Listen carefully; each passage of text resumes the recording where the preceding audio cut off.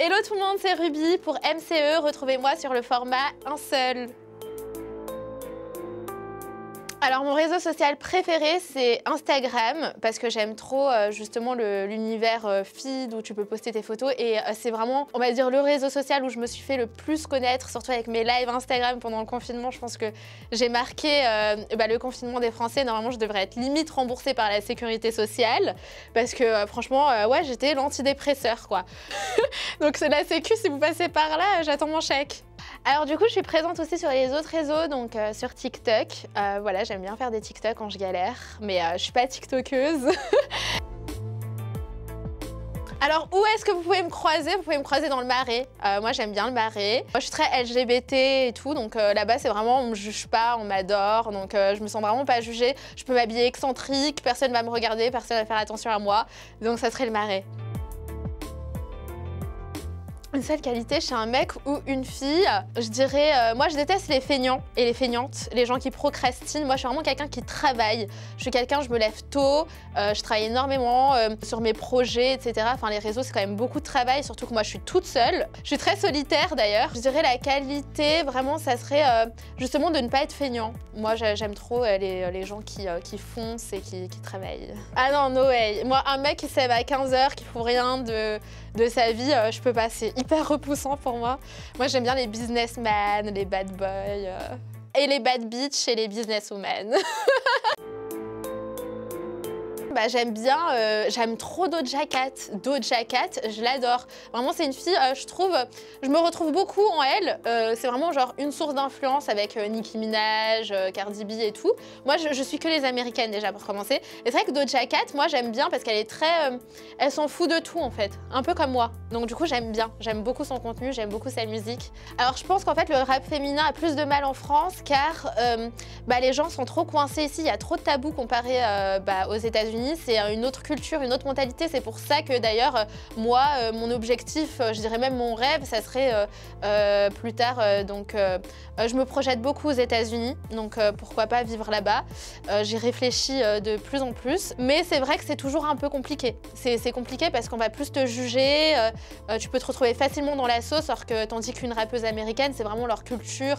Je sais que ici en France, d'ailleurs, moi je suis vraiment hyper féministe. C'est vrai que en France, c'est compliqué, c'est pas la même mentalité. D'ailleurs, j'avais fait un édito il y a pas longtemps justement parce que j'ai deux copines influenceuses qui se sont fait recal dans un restaurant parce qu'elles étaient habillées trop sexy.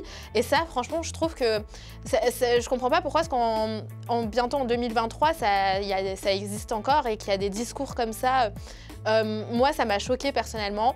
Et moi, je suis vraiment pour l'égalité hommes et femmes. Et pour moi, une femme peut s'habiller comme elle le veut et sans forcément qu'elle se fasse harceler dans la rue. Tu peux être une rappeuse bad bitch sans être non plus très vulgaire.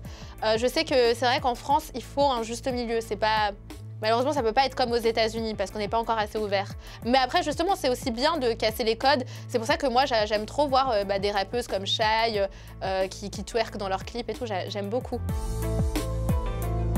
J'ai pas sorti vraiment énormément de clips, mais c'est vrai que genre avant, quand j'étais plus jeune, j'étais pas connue et le clip qui m'a fait connaître, c'est justement... En fait, justement ici, en France, on est tellement pas habitué de voir une fille sexy qui s'assume que, à tel point que quand j'avais clippé sur les Champs-Élysées, j'étais habillée, je crois, en maillot de bain, ça avait choqué toute la France et c'est ce qui m'a fait connaître. En fait, les gens sont tellement choqués pour rien que je trouve que c'est limite encore plus facile de percer en France. Alors c'est vrai que je me suis bien organisée ce soir-là, c'était un dimanche soir, il était genre 4h du matin, franchement il n'y avait personne. Il y avait peut-être quelques passants, il y en a, ils ont rigolé, mais après c'est vrai que j'étais entourée d'une équipe, donc j'étais bien entourée. Non, par contre ne faites surtout pas ça, c'est vraiment pas à reproduire. Moi je l'ai fait avec des professionnels, j'étais entourée, voilà, on part pas non plus sur les Champs-Élysées en bikini comme ça, hein. Alors moi je m'inspire pas des françaises, voilà maintenant je suis dans un milieu où on se connaît toutes, voilà Polska ou Tati je les aime bien mais je m'inspire pas du tout des françaises, moi je m'inspire beaucoup des américaines parce que j'ai plus la mentalité américaine, je ne suis aucune française. Par exemple tout ce qui va être tiktokeuse, je pense que tout le monde la suit, Charlie D'Amelio, non franchement il y en a plein.